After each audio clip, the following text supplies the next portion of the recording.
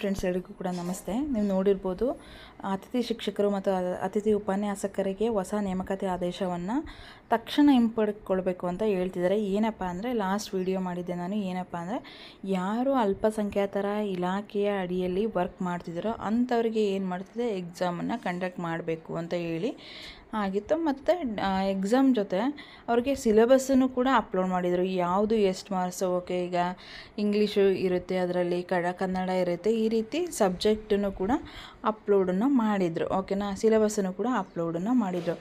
But ಇದನ್ನು ಬೇಡ ಅಂತ ಹೇಳಿ ಇವರು ಹೇಳ್ತಾ ಇದ್ದಾರೆ. ಸೊ ಎಕ್ಸಾಮ್ ಎಲ್ಲ ಬೇಡ, ಈ ಅವೈಜ್ಞಾನಿಕ ನೀತಿಯನ್ನು ಕೈ ಬಿಡಬೇಕು ಅಂತ ಹೇಳ್ತಿದ್ದಾರೆ. ಯಾಕೆ ಅಂದರೆ ರಾಜ್ಯದ ಸಾರ್ವಜನಿಕ ಶಿಕ್ಷಣ ಇಲಾಖೆ ಮತ್ತು ಸಮಾಜ ಕಲ್ಯಾಣ ಇಲಾಖೆ, ಹಿಂದುಳಿದ ವರ್ಗಗಳ ಕಲ್ಯಾಣ ಇಲಾಖೆ, ಈ ಮೂರು ಇಲಾಖೆನ ನೋಡಿರ್ಬೋದು. ರಾಜ್ಯ ವಸತಿ ಶಿಕ್ಷಣ ಸಂಸ್ಥೆಗಳಲ್ಲಿ ಕಾರ್ಯನಿರ್ವಹಿಸುತ್ತಿರುವ ಅತಿಥಿ ಶಿಕ್ಷಕ ಮತ್ತು ಉಪನ್ಯಾಸಕರಿಗೆ ಇಲ್ಲದೇ ಇರತಕ್ಕಂತಹ ಹೊಸ ನೇಮಕಾತಿ ನಿಯಮಗಳು ಮತ್ತು ಪರೀಕ್ಷೆಯನ್ನು ಕೇವಲ ಅಲ್ಪಸಂಖ್ಯಾತರ ಇಲಾಖೆಯಲ್ಲಿ ಕೆಲಸ ಮಾಡ್ತಿರ್ತಕ್ಕಂತಹ ಅತಿಥಿ ಶಿಕ್ಷಕ ಮತ್ತು ಉಪನ್ಯಾಸಕರಿಗೆ ಜಾರಿಗೆ ತಂದಿರೋದು ಅನ್ಯಾಯ ಅಂತ ಹೇಳ್ತಿದ್ದಾರೆ. ಹೌದು, ಸೊ ಇವ್ರಿಗೆ ಮಾತ್ರ ಎಕ್ಸಾಮ್ ನಡೆಸ್ತೀವಿ ಅನ್ನೋದು ಅನ್ಯಾಯ.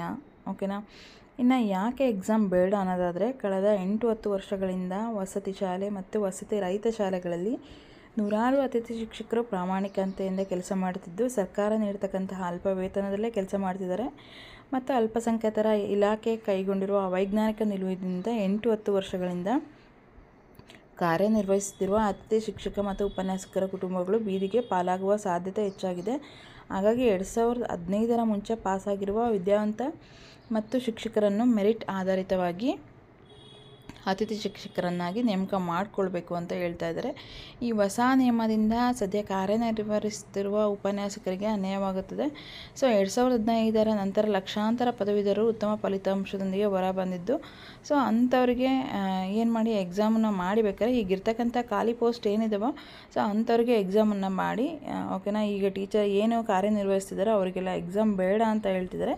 ಖಾಲಿ ಪೋಸ್ಟ್ ಯಾವುದಿದೆಯೋ ಅಂಥವ್ರಿಗೆ ಎಕ್ಸಾಮನ್ನು ಮಾಡಿ ಈ ಅವೈಜ್ಞಾನಿಕ ನೀತಿಯನ್ನು ಕೈ ಬಿಡಿ ಅಂತ ಹೇಳಿ ಇವರು ಅಪ್ರೋಚನ್ನು ಮಾಡ್ತಾ ಇದ್ದಾರೆ.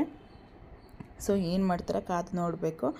ಓಕೆನಾ, ಹೊಸ ನೇಮಕಾತಿ ಮತ್ತು ಪರೀಕ್ಷೆ ಅನ್ವಯಿಸುವಂತಾಗಬೇಕು. ಯಾರಿಗೆ 2015ರ ನಂತರ ಬಂದಿರತಕ್ಕಂಥವ್ರು ಮತ್ತು ಯಾರು ಖಾಲಿ ಈಗ ಪೋಸ್ಟ್ಗೆ ಅಪ್ಲೈ ಮಾಡ್ತಿರೋ ಸೊ ಅಂಥವ್ರಿಗೆ ಮಾತ್ರ ಎಕ್ಸಾಮನ್ನು ಮಾಡಿ. ಸೊ ಇವರಿಗೆಲ್ಲ ಬೇಡ ಅಂತ ಹೇಳ್ತಿದ್ದಾರೆ. ಸೊ ನೋಡಬೇಕು ಏನು ಮಾಡ್ತಾರೆ, ವೆಯ್ಟ್ ಮಾಡಿ ನೋಡಿ.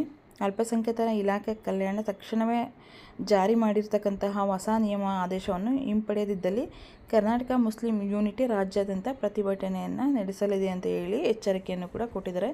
ಎಕ್ಸಾಮ್ ಏನು ಮಾಡ್ತೀನಿ ಅಂದಿದ್ರು ಅದನ್ನು ತಕ್ಷಣ ವಾಪಸ್ ತಗೊಳ್ಳಿ, ಇಲ್ಲಾಂದರೆ ನಾವು ಸ್ಟ್ರೈಕ್ ಮಾಡ್ತೀವಿ ಅಂತ ಹೇಳಿ ಇವರು ಹೇಳ್ತಾ ಇದ್ದಾರೆ. ಓಕೆನಾ, ನಿಮ್ಮ ಪ್ರಕಾರ ಏನು? ಈಗ ನೋಡಿ, ಅತಿಥಿ ಶಿಕ್ಷಕರಿಗೆ ಎಕ್ಸಾಮ್ ಮಾಡಿ ತಗೊತೀವಿ ಅನ್ನೋದೇನು ಬೇಡ. ಓಕೆನಾ, ಏಕೆಂದರೆ ಈ ಎಲಿಜಿಬಿಲಿಟಿ ಟೆಸ್ಟಪ್ಪ ಟೆಟ್ಟು ಈ ಥರದ್ಗೆ ಎಕ್ಸಾಮ್ ಮಾಡೋದ್ರಲ್ಲಿ ಅರ್ಥ ಇದೆ.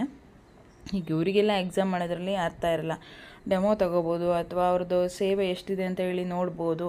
ಎಕ್ಸಾಮ್ ಮಾಡ್ತೀವಿ ಅಂತ ಹೇಳಿದ್ರು ಅದು ಅವೈಜ್ಞಾನಿಕ ನೀತಿ ಅಂತಲೇ ಹೇಳ್ಬೋದು.